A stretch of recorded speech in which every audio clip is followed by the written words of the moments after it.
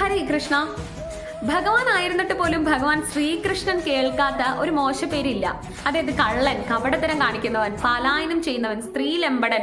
ഉത്തരേന്ത്യയിൽ പോയി കഴിഞ്ഞാൽ അദ്ദേഹത്തിന് രണച്ചോഡ് എന്ന് വരെ പേരുണ്ട് അല്ലെ. രണച്ചോഡ് എന്ന് ഉദ്ദേശിക്കുന്നത് രണഭൂമി, അതായത് യുദ്ധഭൂമിയിൽ നിന്ന് പലായനം ചെയ്ത വ്യക്തി എന്നതാണ് അതിന്റെ അർത്ഥം. ഒന്ന് ഓർത്ത് നോക്കൂ, ഭഗവാൻ എത്ര വലിയ മഹാനായ ഒരു വ്യക്തിയാണ്. എത്ര പേർക്ക് സഹായം ചെയ്തിട്ടുണ്ട്, എത്ര പേരുടെ സ്നേഹം സമ്പാദിച്ചിട്ടുണ്ട്.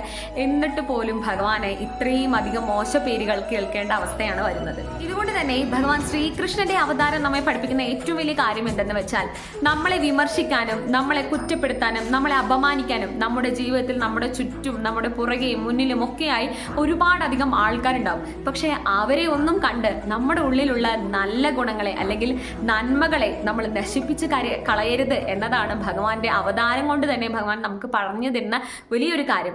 ഏറ്റവും കൂടുതൽ ഭഗവാന്റെ അവതാരത്തിൽ നിന്ന് നമ്മൾ ഇൻസ്പയർ ചെയ്ത് ഉൾക്കൊള്ളേണ്ട ഒരു കാര്യം തന്നെയാണിത്. അപ്പൊ എല്ലാവർക്കും ആശയം മനസ്സിലായി എന്ന് വിശ്വസിക്കുന്നു. ഇത്രയും പറഞ്ഞു നിർത്തുന്നു. ഹരേ കൃഷ്ണ.